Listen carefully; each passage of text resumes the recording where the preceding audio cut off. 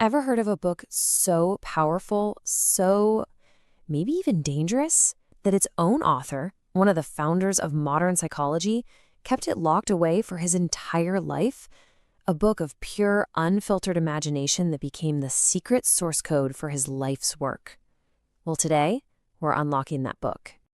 Now, this black hole wasn't some missing theory or a lost patient file.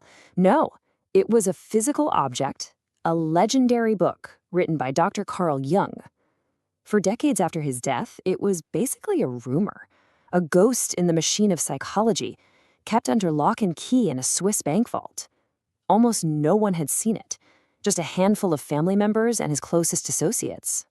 So try to picture this, a massive, folio-sized volume, bound in this rich crimson leather. And inside, it's not printed text.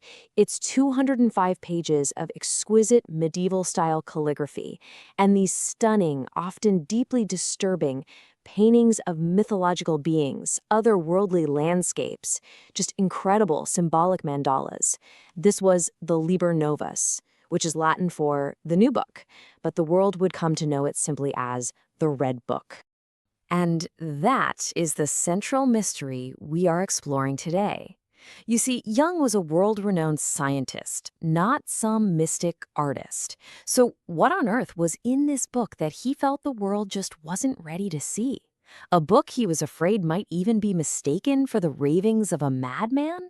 Okay, let's dive into this. So first, we really need to understand the shocking contrast between Jung's outer life and the secret inner journey that created this book. It's really a story of a man living two lives at the exact same time. So on the surface, between 1913 and about 1918, Jung was the absolute model of a successful European professional. I mean, he was seeing up to 5 patients a day, lecturing internationally, publishing scientific papers, raising a family, and get this, even serving as an officer in the Swiss Army during World War I. He was grounded, responsible, a pillar of his community. But behind this respectable facade, he was conducting what he called his most difficult experiment, a terrifying, voluntary descent into his own unconscious, a place he found just teeming with visions and voices. And the record of that experiment is the Red Book.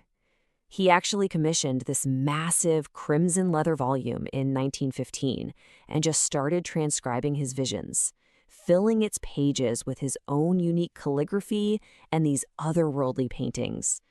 This was a completely private, personal document. It was his attempt to capture the raw, untamed wilderness of the human psyche as he was experiencing it firsthand. And this, right here, this is the key to why he kept it hidden. Jung wrote these words in an epilogue to the book, long after he'd finished it. He knew exactly how this raw, unfiltered journey into myth and vision would look to his scientific colleagues and to the world at large. In an era of strict rationalism, he was terrified this work would not only be misunderstood, but it would completely destroy his professional reputation. But what was the method behind this apparent madness? Well, this brings us to the psychological technique Jung actually developed to create the book, a method he called active imagination. It was his way of building a bridge to the unknown parts of his own mind. Jung wanted to see what would happen if he consciously just switched off his rational mind and allowed the background images and figures of his unconscious to come forward. But he wouldn't just observe them, like watching a movie in his mind. No, he would enter the vision as if it were a stage play and interact with the figures he met there. Figures like an old prophet named Elijah, a beautiful woman called Salome, or even a giant serpent. He called it a form of dramatized thinking. And the key word here, it's right in the name, is active. This is not passive meditation, where you might try to detach from your thoughts. It is the absolute opposite. You dive in. It's also not guided hypnotherapy, where you're just following suggestions. In active imagination, the ego, your conscious self, is fully present. It directs the process, it asks questions, it argues, it makes ethical decisions, all while engaging with these spontaneous, autonomous figures from the unconscious. It's a real dialogue. Now, while Jung himself never published a formal how-to guide, his closest followers, people like Marie-Louise von Franz, they distilled his work into a pretty clear, structured procedure. So let's take a look at this 5-step process. These 5 steps create a framework for this incredibly deep and, frankly, difficult inner work. It starts by creating the right state of mind, then moves into direct engagement with the unconscious, and then, crucially, it ends with concrete action back in the real world. So, the journey begins by emptying the conscious mind, trying to get to a state of being relaxed but also alert. And from there, you focus on what's called a departure point. This could be a powerful mood you just can't shake, like a persistent feeling of sadness or anxiety. It could be a lingering image from a dream, or a nagging question about a pattern in your life, like, why do I always end up in the same kind of argument? The goal is to focus on that starting point until the unconscious presents an image, or a voice, or even just a physical sensation in response. But the crucial part is what happens next. First, you have to give the experience a form. Write it down, paint it, sculpt it, like Jung did, but you have to be as faithful as possible to what you saw, without censoring or changing it. And second, the most critical step of all, the moral confrontation. You must engage with these figures as your real self. So if an inner figure insults you, you don't pretend to be some stoic hero. You bring your actual anger or your hurt into the conversation. You have to bring your real personality, your flaws, your doubts, all of it into the dialogue. Now, as you can probably guess, a technique this powerful comes with some serious risks. So we need to address those dangers and understand the ultimate purpose of taking such a perilous journey. And I really cannot stress this enough. Active imagination is absolutely not a technique for casual self-help or for entertainment or for escapism. It is advanced, difficult work with genuine psychological dangers if you undertake it lightly. The Jungian sources are extremely clear about this. This is not for someone who's just curious. A prerequisite is a strong ego, one that's firmly rooted in reality with real-world commitments. Just like Jung himself, right? He was a doctor, a husband, a father, a soldier during his descent. If the ego isn't strong enough, the dangers are severe. One is something called psychic inflation, where you identify with a powerful archetypal figure and your ego becomes dangerously inflated. You start believing you are a savior or a prophet.